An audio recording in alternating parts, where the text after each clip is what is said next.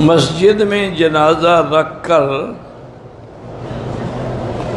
سلام پڑھا جا رہا ہے، جنازے کے سامنے قبرستان میں بھی دفن سے پہلے جنازے کو سامنے رکھ کر سلام پڑھتے ہیں۔ کس پہ سلام پڑھتے ہیں؟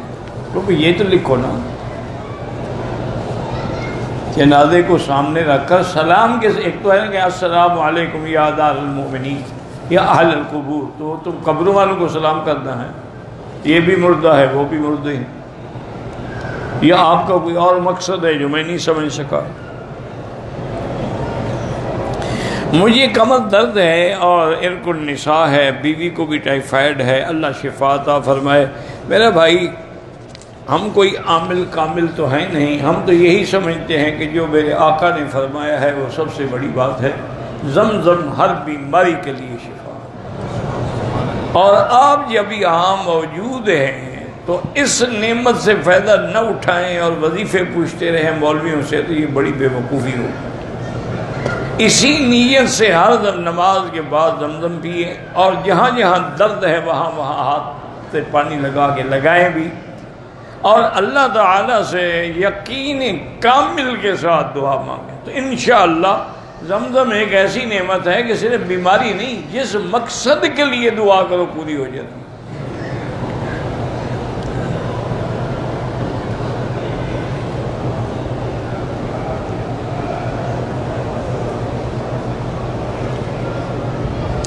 کہتا ہے جی کہ ہم کراچی میں ایک حافظ صاحب ہیں جو تویز دیتے ہیں، 5-6 ہزار روپیہ لیتے ہیں، تو تم نہ لیا کرو نا تویز، 5-6 ہزار نہیں دینا پڑے گا۔ اب باقی اس نے اپنی روزی اسی کو بنا رکھا ہے تو اس کو کوئی کیا کرے؟ اسی لیے تو اللہ والے طویل لکھتے ہی نہیں تھے، اگر لکھتے تھے تو پھر یہ 5-6 ہزار کا مشک زعفران نہیں منگواتے تھے۔ بعض صورت بچنے کی کوشش کریں، پیشہ ور لوگ ہیں، ان نے کمائی کا ذریعہ بنایا۔ اب دیکھو نا، 5,000 ایک آدمی سے لیں اور دن میں اگر 10 آدمی طویل لینے آئیں تو اس کو تو 50,000 روز کا ہو گیا نا۔ اتنا بڑا بزنس کسی ملانر کا ہے؟ فیکٹری والوں کا آج کل تو ویسے بھی ساری بند ہے، لومے بھی بند ہیں، ہر چیز بند پڑی ہے، کھانے کو نہیں ملتا مزدور کو۔ تو یہ سب ویسے اگر صحیح معنی میں کوئی عالم طویل لکھ کے اجرت لے تو جائز ہے کہ صحابہ نے فاتحہ پڑھ کے اجرت لی ہے، لیکن یہ کاروبار بنا لینا، بھائی تم نے ایک دفعہ چلو 5,000 کا زعفران خرید لیا تو وہ تو 100 تعویذ کے لیے کافی ہے، پھر ہر کسی سے تو وصولی نہ کرو نا۔ میرے والد فوت ہو گئے، اللہ مغفرت فرمائے۔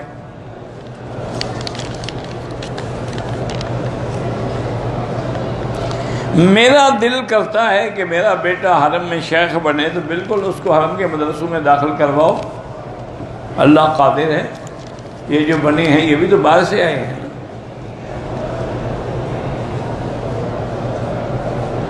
پاکستان سے آ کے عمرہ کیا، عمرے کے بعد اپنی بیوی سے ملا، تو عمرے کے بعد اپنی بیوی سے ملا تو کیا ہو گیا ہے؟ کیوں نہ ملے؟ بالکل جائز ہے۔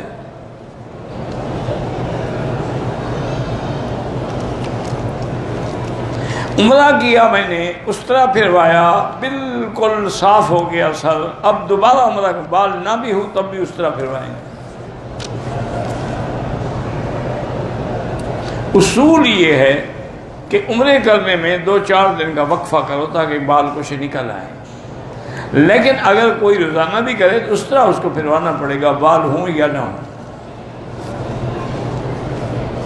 نماز کے وقت میں دنیاوی خیالات آتے ہیں، اچھی بات ہے، یہ کوئی بری بات تو نہیں، آنے دو۔ سیدنا صدیق رضی اللہ تعالی عنہ سے یہودیوں کے ایک بہت بڑے راہب نے پوچھا، انہوں نے کہا کہ یا خلیفۃ رسول اللہ صلی اللہ علیہ وسلم، ہم یہودی لوگ عبادت کرتے ہیں لیکن ہمیں کوئی برے خیالات دل میں نہیں آتے، اور مسلمان جب نمازیں پڑھتے ہیں کسی کو بیوی کا خیال ہے، کسی کو کسی اور عورت کا خیال ہے، کسی کو دکان کا خیال ہے، سارے خیالات دنیاوی آتے ہیں، یہ کیا ہے؟ تو حضرت صدیق نے فرمایا ایک سوال میں کرتا ہوں، اس کا جواب دے دو، پھر تمہارے سوال کا جواب۔ فرمایا کیا؟ انہوں نے کہا اگر ایک ڈاکو کسی گھر میں داخل ہو، ایک کمرے میں سونا چاندی ہو اور ایک کمرہ خالی ہو تو کس کمرے میں جائے گا؟ انہوں نے کہا جہاں سونا چاندی بڑا ہے خالی کمرے میں کیا جخ مارے گا؟ انہوں نے کہا تمہارے دل ایمان سے خالی ہیں، یہاں شیطان کیا کرنے آئے گا؟ شیطان تو وہی آتا ہے نا جہاں ایمان ہے. تو اس لیے یہ علامت ہے ایمان کی، کوئی بری بات نہیں ہے، بلا وجہ نہ آپ گھبرایا کریں.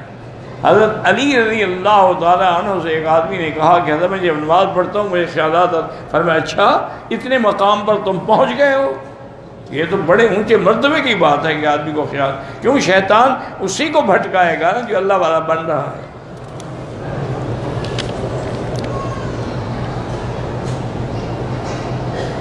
میرے بیٹے کے ساتھ جھگڑا تھا، میری بیوی درمیان میں آ گئی، میں نے اس کو 3 مرتبہ طلاق دے دیا. میں غصے میں تھا، طلاق ہو گئی.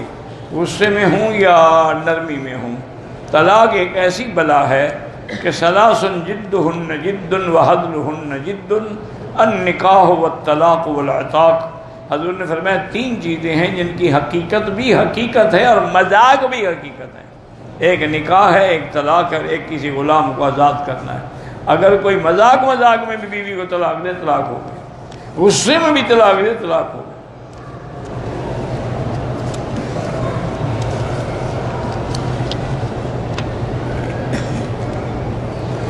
دیکھا جی انسان، تم اپنے بیٹے سے لڑ رہے تھے، پھر بیوی کا کیا قصور ہے؟ اس نے کوشش کی کہ یہ بیٹے کی ماں باپ کی لڑائی نہ ہو، تو اب نتیجہ کیا نکلا؟ بیٹا بھی گیا، اب بیوی بھی گئی، اب تم دونوں سے محروم ہو گئے.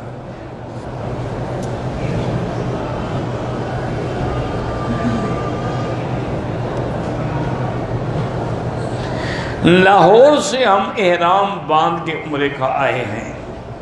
بیوی کو 3 دن سے حیض ہے، تو جب تک وہ پاک نہ ہو وہ احرام میں ہے، اپنے ہوٹل میں بیٹھی رہے، جب پاک ہو غسل کرے، کپڑے بدلے، جا کے عمرہ کرے. جب تک حیض پورا نہ ہو، اس کے دن پورے نہ ہوں، اس وقت تک وہ عمرہ نہیں کر سکتے. ہم کل مدینہ منورہ جا رہے ہیں، ایک تو درود شریف پڑھتے ہوئے جائیں، اور دوسرا جب سرکار دو عالم کے مواجہہ شریف میں سامنے کھڑے ہوں تو پھر وہیں سلام پڑھ سکتے ہیں. الصلاۃ والسلام علیک یا رسول اللہ، الصلاۃ والسلام علیک یا حبیب اللہ. کیونکہ اللہ کے پیغمبر زندہ ہیں، ان کو خطاب کیا جاتا ہے. دور سے درود پڑھیں.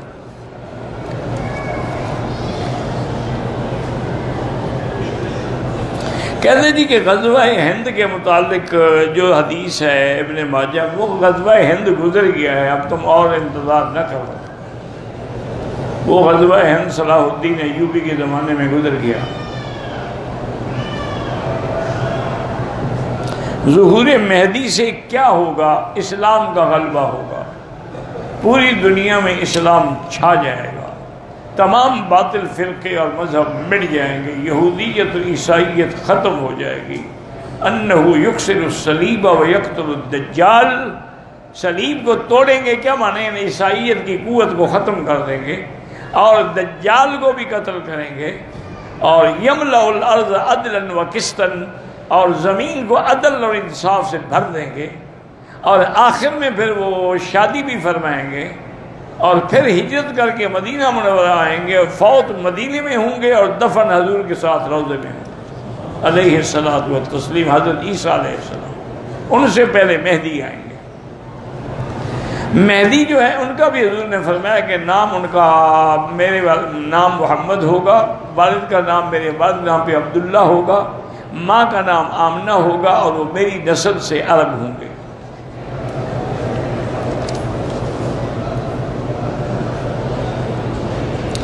طواف اگر نہ کروں، صرف حجر اسود کا بوسہ لینے کے لیے جاؤں، یہ ناجائز ہے. حجر اسود کا بوسہ لینا سنت ہے طواف کرتے ہوئے، بغیر طواف کے جا کے بوسہ نہیں لینا. نہ حضور پاک نے لیا، نہ صحابہ نے لیا. ہمیشہ یاد رکھو کہ ہمارے لیے دلیل کیا ہے؟ صحابہ، سرکار دو جہاں، صحابہ، اس کے بعد تابعین، تبع تابعین، ان کا قول فعل، یہ تقریر جو ہے سب حدیث ہے. ہمیشہ یاد رکھیں.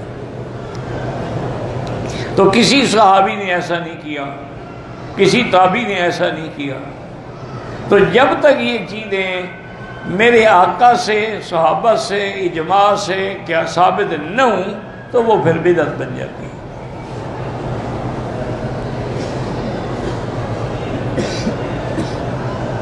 ہم نے جب پہلا طواف شروع کیا تھا عمرے کے لیے، جگہ کا پتہ نہیں تھا، ہم نے باب فہد سے شروع کیا، وہیں پہ ختم کیا، وہ آپ کا عمرہ ہوا ہی نہیں۔ دوبارہ عمرہ بھی کریں اور دم بھی ادا کریں۔ باب فہد سے بھی کوئی شروع کرتا ہے اللہ کے بندے؟ کہاں حجر اسود، کہاں باب فہد؟ پتہ نہیں تھا، پوچھ لیتے تو پتہ لگ جاتا۔ جب تمہیں غرض ہی نہیں عمرے کی، اگر غرض ہوتی تو پوچھ کے نہ آتے۔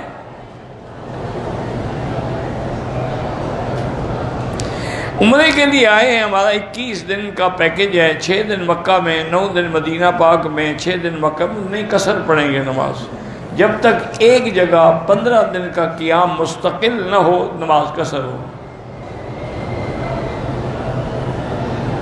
مجھے معدے، پٹھوں اور سر کا مسئلہ ہے، درد رہتا ہے، بہرحال زمزم سے بڑا کوئی علاج، زمزم پیو، لیکن یقین بھی تو ہونا۔ میں نے ایک دفعہ مدینہ پاک میں، اللہ نصیب فرمائے، پتہ نہیں اب تو کافی مدت ہو گئی مدینہ پاک کی حاضری کو، اصل میں ہمارے کچھ گناہ ایسے ہو جاتے ہیں کہ پھر رکاوٹ ہو جاتی ہے، کوئی غلطیاں ایسی ہو جاتی ہیں کہ پھر وہاں حاضری نصیب نہیں ہوتی، اور ڈر بھی لگتا ہے کہ حاضری نصیب ہو تو پھر منظوری والی اور قبول والی حاضری ہو۔ ایسے تو نہ ہو کہ رسم دنیا ہے، جی مدینے جا رہے ہیں، مدینے جا رہے ہیں، سگریٹیں بھی پی رہے ہیں، مدینے جا رہے ہیں، کیا فائدہ ہے؟ اس سے بہتر ہے نہ جاؤ۔ ہم تو ڈرتے ہیں بھائی، ہم تو یہی سمجھتے ہیں کہ ہماری کوئی خطا ہے، کوئی گناہ ایسا ہوا ہے کہ تاخیر ہو جاتی ہے، دیر ہو جاتی ہے، ورنہ مدینہ شریف آج کل جانا کون سا مشکل۔ اب تو خیر میں گاڑی نہیں چلاتا، جب میں خود چلاتا تھا میں الحمدللہ 3 گھنٹے میں پہنچ جاتا، شوق تھا گاڑی چلانے کا، گاڑی ہمیشہ رکھی ہوتی تھی۔ تو بہرحال مقصد یہ ہے کہ مدینہ شریف جاتے ہوئے بڑا ادب ضروری ہے، تھوڑی سی بے ادبی ہو نا جی۔ تو میرے والد صاحب رحمۃ اللہ علیہ سارا سال مکے میں درس دیتے تھے، 2 مہینے مدینے میں گزارتے تھے، رجب اور شعبان۔ رمضان شریف کا پہلا روزہ رکھ کے احرام باندھ کے پھر تشریف لے آتے تھے تاکہ رمضان کا عمرہ ہو جائے، اور وہ بھی مدینہ شریف سے ہو۔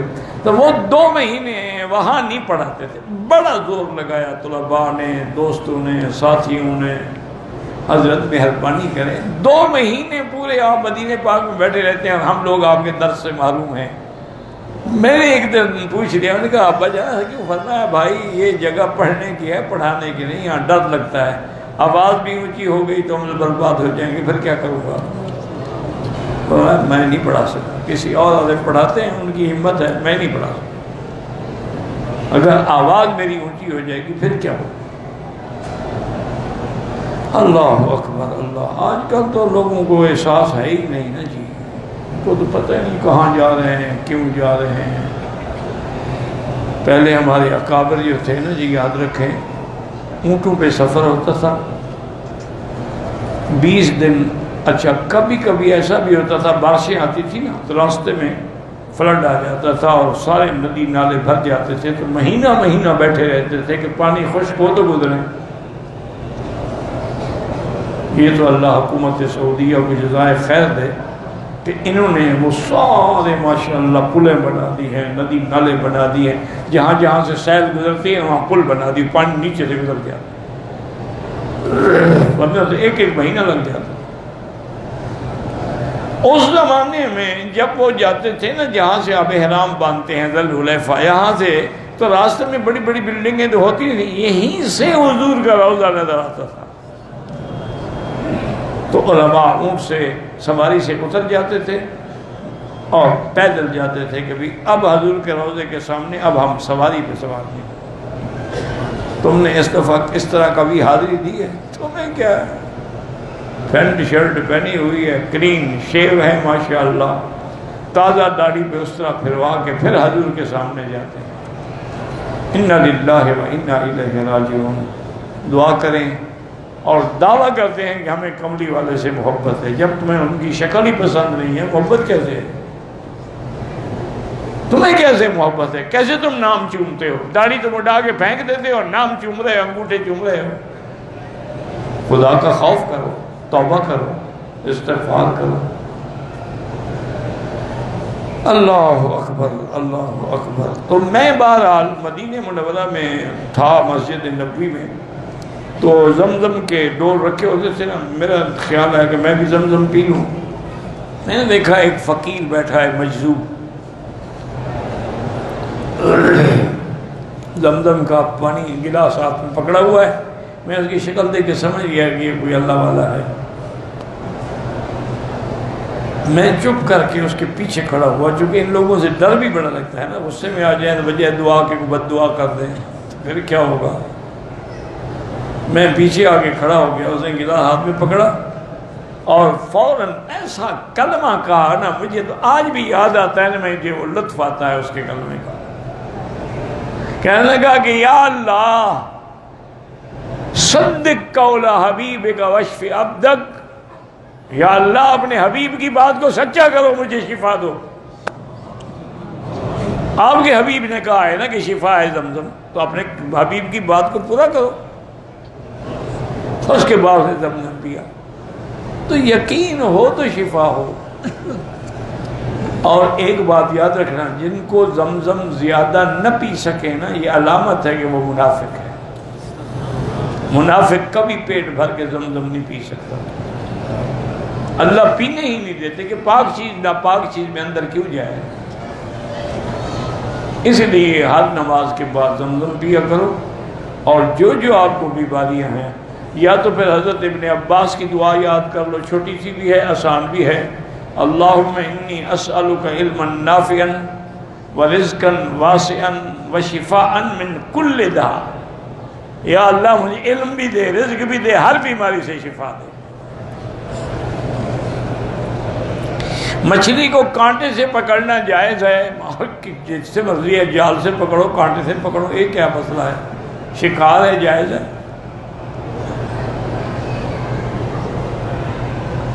جان بوجھ کے بلا عذر بھی اگر روزہ توڑا ہے، اس بھی کفارہ نہیں ہے، قضا کرنا پڑے گا، گناہگار ہے. تمہارے دماغ میں ایک بات نہیں بیٹھتی تو میں کیا کروں؟ جہاں کفارہ لکھا ہوا ہے وہاں مجھے دکھاؤ گے کیوں روزہ توڑا اور کفارہ کیوں ہے. اگر کوئی عورت ہے وہ جنابت کی حالت میں ہے، اسی حالت میں کھانا پکائے تو کھانا پکانے میں کیا، اس کے ہاتھوں میں تو جنابت نہیں ہے نا. لیکن اچھی بات نہیں ہے. پہلے تو میری بیٹیاں بغیر وضو کے بچوں کو دودھ ہی نہیں پلاتی تھی، تو پھر بچہ بھی عبد القادر جیلانی پیدا ہوتا تھا. اب تم حیض کی حالت میں اور جنابت کی حالت میں اور میاں کے ساتھ اسی حالت میں لیٹے ہوئے بھی دودھ پلاتی رہتی ہو. بچے بھی اللہ کی رحمت سے کریکٹر تو بنیں گے، وہ عالم نہیں بنیں گے.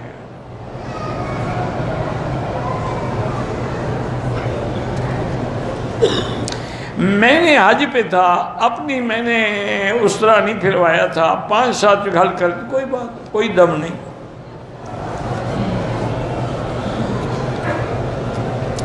اللہ ہر مسلمان کو شفا عطا فرمائے. نماز کی نیت، ہر عمل کی نیت کا مقام دل ہے. زبان سے صرف یاد کرنا ہوتا ہے کہ آدمی بھول نہ جائے. اسی دل والی بات کو یعنی آپ دہرا کے پکا کر رہے ہیں، ورنہ نیت کا مقام دل ہے. عقیقے میں بڑے جانور بھی کر سکتے ہیں، بالکل کر سکتے ہیں. میری بیوی کا انتقال ولادت کے وقت میں ہوا، انشاءاللہ اللہ ان کو بھی شہید کا درجہ دیں گے. بوسکی کا کپڑا پہننا بالکل جائز ہے. یہ وہ بوسکی نہیں ہے جو حرام ہے. بوسکی وہ حرام ہے جو کیڑے سے ریشم نکلتا ہے. وہ آپ کو یہاں اگر ملے بھی نہ تو 500 ریال میٹر سے کم نہیں ملے گا.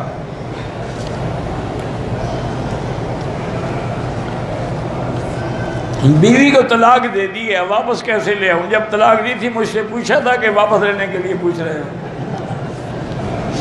اب چھٹی کرو، کسی اور کے حوالے جانے دو. ایک آدمی نے بیوی کو طلاق دے دی ہے تو وہ جنت میں ملے گی؟ بالکل نہیں ملے گی. وہ جس سے شادی کرے گی اس کو ملے گی. تم نے تو نکال دی اپنے گھر سے، تمہیں کیوں ملے؟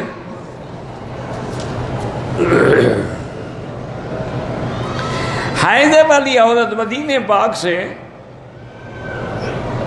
اس کی واپسی جدے سے ہے اور وہ مکے میں ٹھہر نہیں سکتی، پھر عمرے کی نیت نہ کرے، کیونکہ اگر نیت کر دی تو پھر عمرہ کرنے تک اس کو رہنا پڑے گا.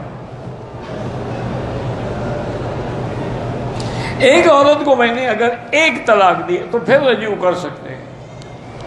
اس کو کہہ دیں، ٹیلی فون پہ کہہ دیں، دو گواہوں کے سامنے کہہ دیں کہ بھی میں نے رجوع کیا ہے،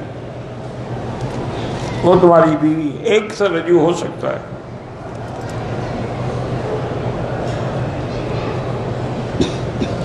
طلاق ملنے کے بعد اگر طلاق رجی ہے تو وہ گھر سے نکلے ہی نہیں. اگر مغلظہ ہے تو پھر وہ گھر سے نکل سکتی، پھر بھی یہی ہے کہ عدت میں وہ سفر نہ کرے.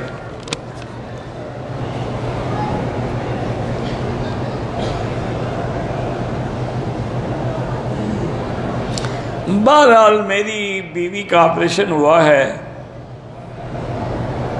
2-2.5 ماہ کا لوتھڑا جو تھا وہ کاٹ کر نکالا گیا ہے. اللہ پاک اس کو شفا دے اور اولاد نرینہ عطا فرمائے. یہ ہوتا ہے، ایسا کوئی مشکل نہیں ہے. میں کل ہی پڑھ رہا تھا، شاید میرے کسی بھائی کے کام آ جائے، کہ جن عورتوں کے حمل گر جاتے ہیں یا کوئی نہ کوئی وجہ ہو جاتی ہے، حمل پوری مدت کے بعد نہیں ہوتا یا ہوتا ہے تو ختم ہو جاتا ہے، تو اس کے لیے سب سے بہتر یہی ہے کہ بسم اللہ الرحمن الرحیم 160 دفعہ ایک کاغذ پہ خود لکھ لیں. کسی پیر شیر کی ضرورت نہیں ہے، تم خود پیر ہو ماشاءاللہ.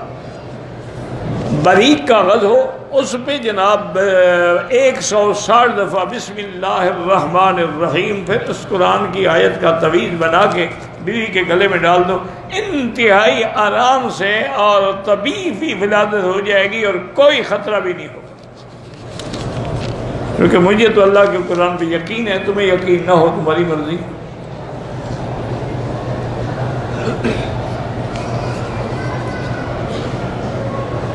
عمرے کے لیے آئے، ہمارا بیٹا بیمار ہے، اللہ شفا عطا فرمائے. کوئی ایسا وظیفہ بتلائیں کہ مجھے احتلام نہ ہو. شادی کر لو نا، احتلام نہیں ہوگا، وظیفے کی کیا ضرورت ہے؟ جب شادی نہیں کرو گے تو وظیفہ کیا کرے گا؟ شادی کر لو، انشاءاللہ احتلام نہیں ہوگا.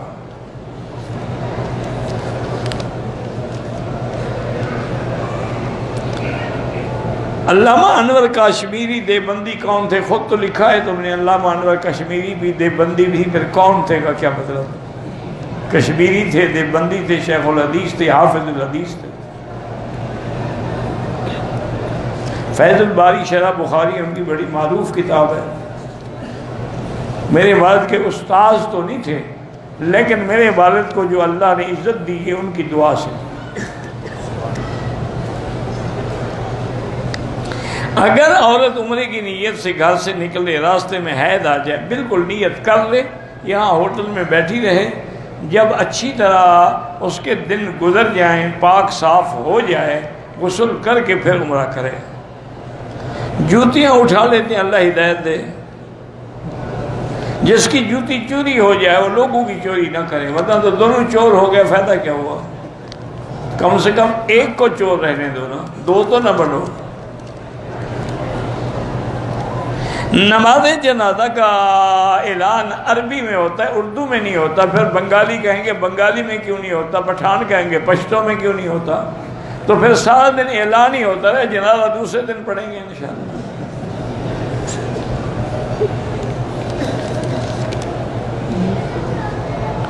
بینک والوں کو اپنی بلڈنگ کرائے پہ دیں، کوئی حاضر نہیں، لیکن بیتے رہ کے نہ دیں، ورنہ تم نے تو کرایہ لینا ہے، تم نے کوئی سود تھوڑا لینا ہے.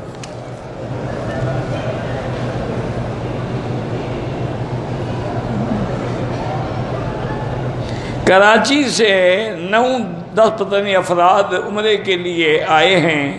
ان میں سے ایک ساتھی دعوت کرنا چاہے، سب کی کرو ایک کی کرو، تمہاری مرضی ہے.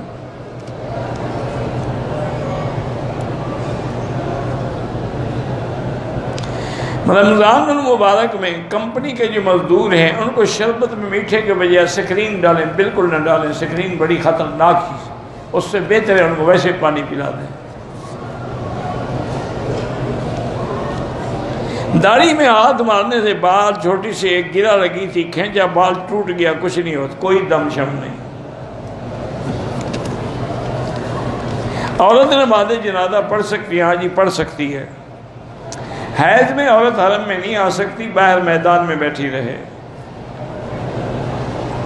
موبائل سے بھی تصویریں بغیر ضرورت کے بنانا جائز۔ ایک ہے ضرورت کہ دین پھیلانے کے لیے آپ بنا رہے ہیں، ایک ہے ضرورت پاسپورٹ بنانا ہے، آپ نے کوئی آئیڈینٹی کارڈ بنانا ہے، بغیر ضرورت نہ بنایا کریں۔ تصویر بالکل حرام ہے، انسانی روح والی چیز کی۔ ہاں بلڈنگ کی بناؤ، کعبہ شریف کی بناؤ، کوئی قرض نہیں۔ عمرہ ختم کیا، عصر مغرب کے درمیان 2 رکعت میں نے پڑھ لی تو کوئی کفر تو نہیں ہو گیا، ہو گئی، لیکن افضل یہی ہے کہ مغرب کے بعد پڑھو۔ موسیٰ علیہ السلام اور خضر کی ملاقات جب ہوئی تھی تو فرعون زندہ تھا، اللہ اعلم۔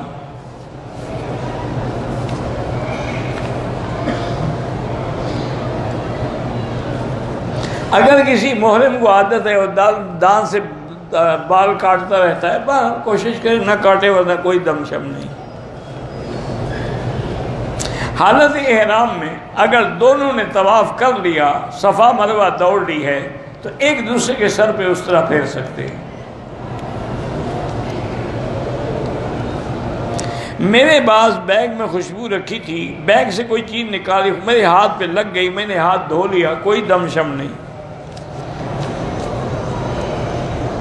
زمزم کے پانی سے ہم چائے بنائیں، کھانا بنائیں، جو بھی بناؤ بنا سکتے ہو، لیکن افضل یہی ہے کہ جب دوسرا پانی موجود ہے تو کیوں اس کو بلا وجہ دوسرے کاموں میں لگاؤ۔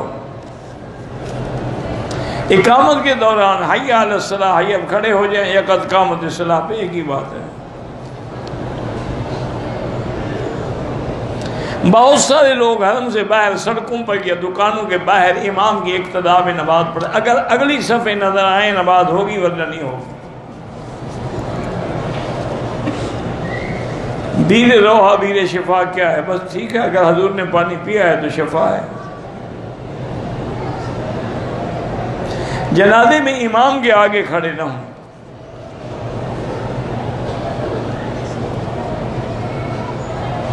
کہتے ہیں کہ آپ کبھی کبھی ایسی بات کرتے ہیں سیکس کے بارے میں کہ ہم اپنے گھر میں، ہماری بہنیں بیٹیاں بھی ہوتی ہیں، آپ نہیں کرتے اپنی بیوی کے ساتھ؟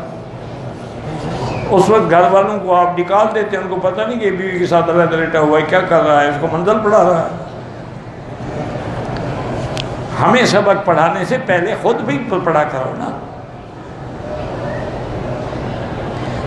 کعبے پر پہلی نظر، ہاں جب اپنے ملک سے آتے ہیں تو جب سب سے پہلے کعبے پہ نظر پڑے، جو دعا مانگو انشاءاللہ قبول ہوگی۔ ویسے تو آپ جتنی دفعہ بھی آئیں مانگتے رہیں، وہ بھی ایک قسم کی پہلی نظر ہی ہے، اصل وہ ہے۔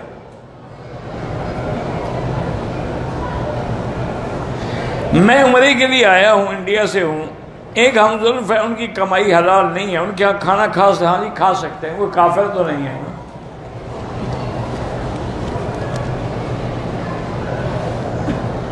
میرے بھائی ہے، ان کی شادی کو 14 سال ہو گئے، اولاد نہیں ہے، پہلے چیک اپ تو کراؤ، نقص مرد میں ہے یا بیوی میں، جس میں نقص ہو اس کا علاج کراؤ، پھر اللہ سے دعائیں بھی مانگو۔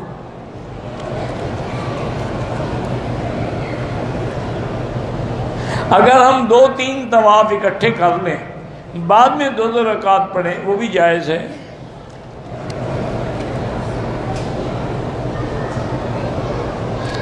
بہرحال اللہ تعالیٰ ہر مسلمان کی مشکلات آسان فرمائیں، درجات بلند کریں، اور حضرت محمد شفیع صاحب اور صوفی اقبال صاحب، حضرت مولانا زکریا، اللہ تمام بزرگوں کے قبروں پہ کروڑوں رحمتیں نازل فرمائیں اور سب کے درجات بلند فرمائے۔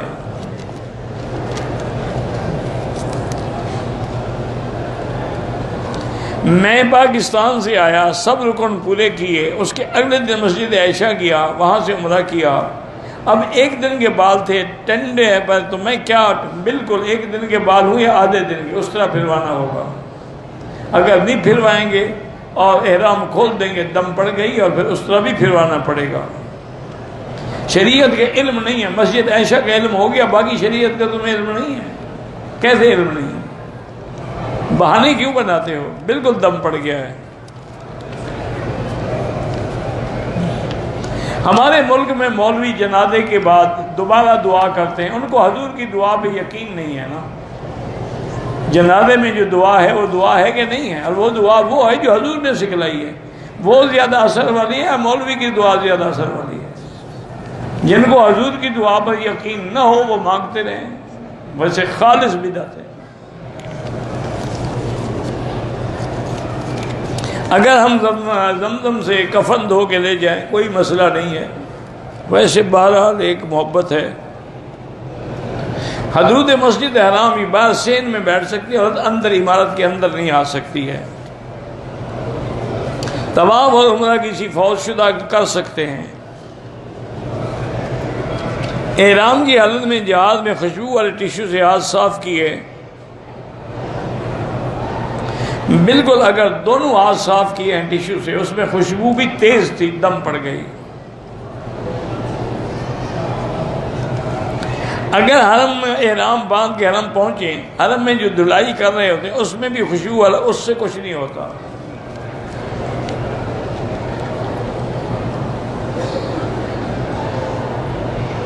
کہتے جی امام مہدی کے بعد جو لشکر آئیں گے پوری دنیا سے آئیں گے، اللہ عالم، ویسے ہر طرف سے آئیں گے۔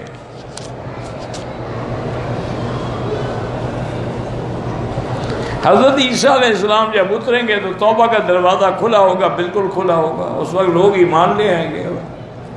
وَإِن مِّنْ أَهْلِ الْكِتَابِ إِلَّا لِيُؤْمِنَّ بِهِ قَبْلَ مَوْتِهِ، حضرت عیسیٰ علیہ السلام کی موت سے پہلے جو لوگ ہیں ان پر ایمان لائیں گے، ایمان قبول ہوگا۔ توبہ کا دروازہ اس دن بند ہوگا جب سورج مشرق کے بجائے مغرب سے نکلے گا۔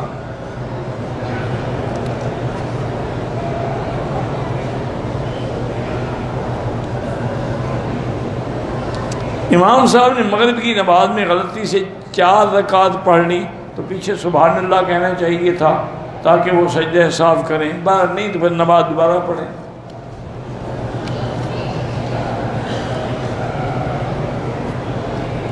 بہرحال جب طواف کریں بوسہ لیا کریں، طواف کے بغیر حجر اسود کا بوسہ نہ لیں۔ 3 رکعت وتر کا صحیح طریقہ وہی ہے کہ ایک سلام کے ساتھ پڑھیں جیسے مغرب کی نماز پڑھتے ہیں۔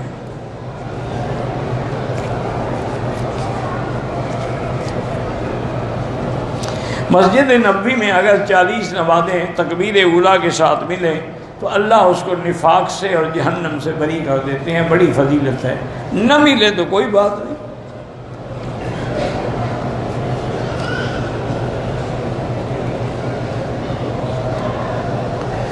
بہرحال علماء نے لکھا ہے جو داڑھی مڈاتا ہے مدینہ نہ جائے، نہیں مدینہ شریف کیوں نہ جائے، لیکن استغفار کرے، توبہ کرے۔ حرم میں جو کھانا باہر تقسیم ہوتا ہے، بہرحال آپ سید ہیں، حسنی ہیں، حسینی ہیں، کوئی بھی ہیں، کھا سکتے ہیں، یہ کوئی زکوٰۃ کا مال نہیں ہے۔ متعدد غلطیاں ہوں، دیکھنا پڑے گا کہ غلطی کیا کیا ہے۔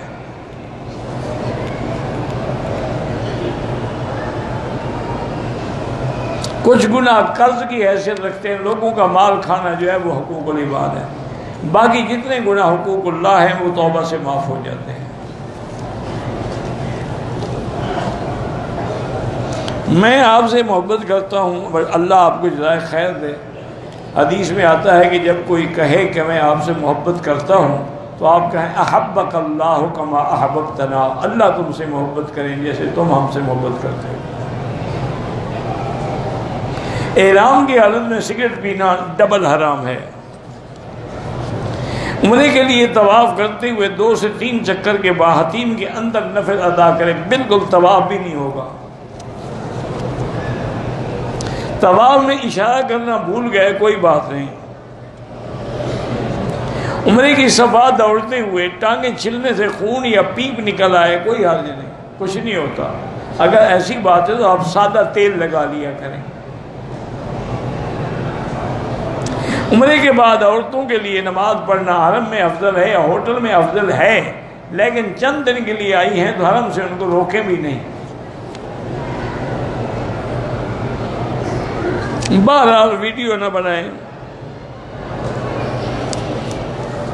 عورت اگر شدید بیمار ہو اور 2-3 مہینے کا حمل ہو، کوشش کریں کہ نہ گرائیں، ورنہ کسی ثقہ لیڈی ڈاکٹر سے جو دین والی عورت ہو اس سے رائے لیں، اگر اس کی جان کو خطرہ ہو تو پھر گرا سکتے ہیں۔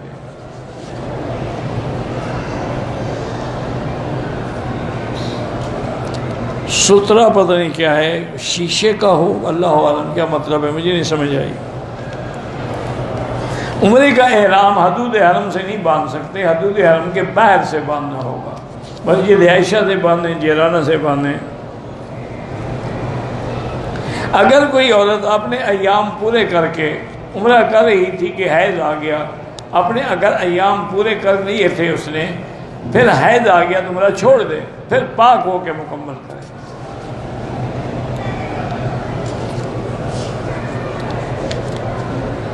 طواف کے درمیان وضو ٹوٹ جائے تو طواف چھوڑ دیں، وضو کریں، پھر آگے طواف شروع کریں۔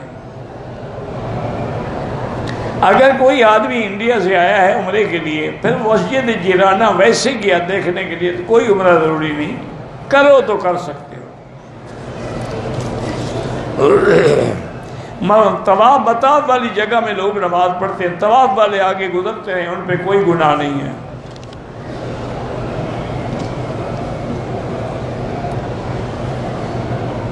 ہمارے یہاں ایک مسجد اور مدرسہ بن رہا ہے، لیکن ہے اہل بدعت کا، ایسے مدرسے میں مدد نہ کریں، آگے بھی تو بدعت ہی پھیلائیں گے نا۔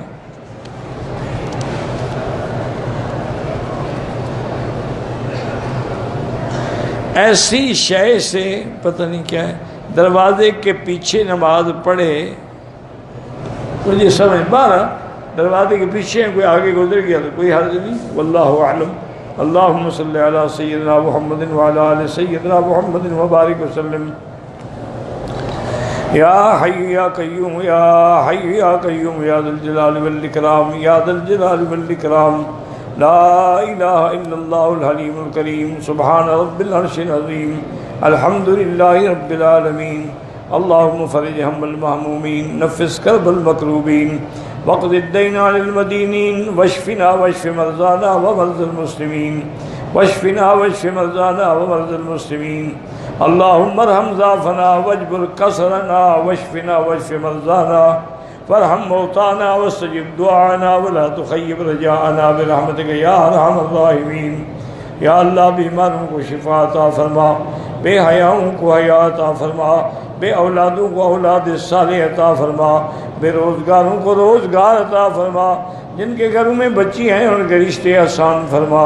یا اللہ حرمین الشریفین اور بلد الامین کو قیامت تک ہر فتنے سے محفوظ فرما۔ یا اللہ پوری دنیا میں جہاں مساجد ہیں، مدارس ہیں، دین کے ادارے ہیں، ان کی حفاظت فرما۔ یا اللہ علماء کی حفاظت فرما، دین کے کام کرنے والوں کی حفاظت فرما۔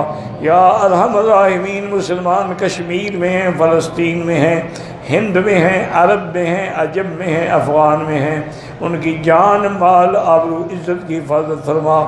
اللہ انا نسألک من الخیر کلہ عاجلہ وآجلہ ما علمنا منہ ما لم نعلم، اللہ انا نعوذ من الشر کلہ عاجلہ وآجلہ ما علمنا منہ ما لم نعلم، وصلی اللہ تعالی علی خیر خلقہ سیدنا محمد وعلی آلہ وصحبہ اجمعین۔ اللہم صلی علی سیدنا محمد وبارک وسلم۔